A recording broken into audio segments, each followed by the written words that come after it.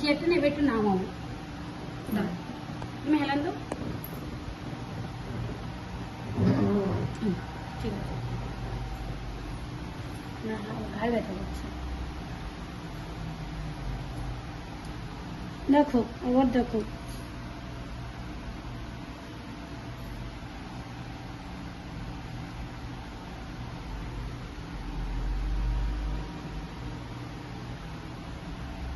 আবার বলবো, আবার বলবো।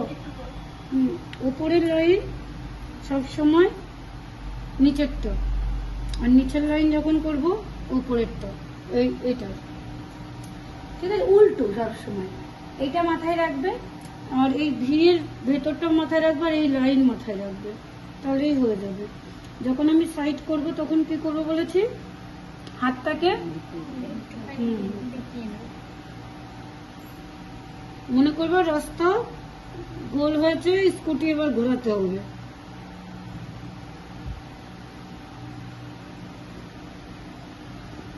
আর উপরে যখন টানবি না তোরা সবসময় মাথায় রাখবি কি একটু এরকম উপর মুখ হয়ে টানতে, তাহলে কখনো ভুরুর ভেতরে ঢুকতে পারবি না, মানে নিজের কন্ট্রোলে চলে আসবে।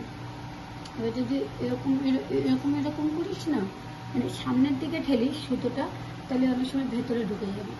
সবসময় চেষ্টা করবি এই যে এই নিয়ে এই, এখন নতুন তো এখন এই পাশে টানবে, তাহলে অসুবিধা হবে না।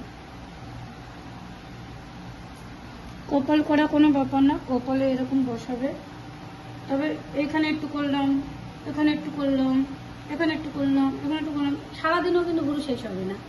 ভুরুর নিয়ম হচ্ছে কি, তাড়াতাড়ি কাজ যেমন করবে, প্রথমে আগে লাইন করে নেবে, লাইন কমপ্লিট, দেন এবার তারপরের লাইন থেকে আমি দেখ সামান্য সামান্য গ্যাপিংয়ে উপরে উঠছি, তাই না?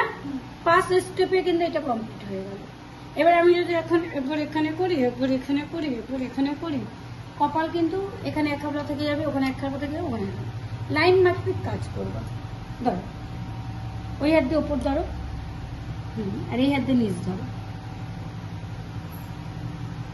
তারপরে কি করবে, নিচেরটা কি বলেছি,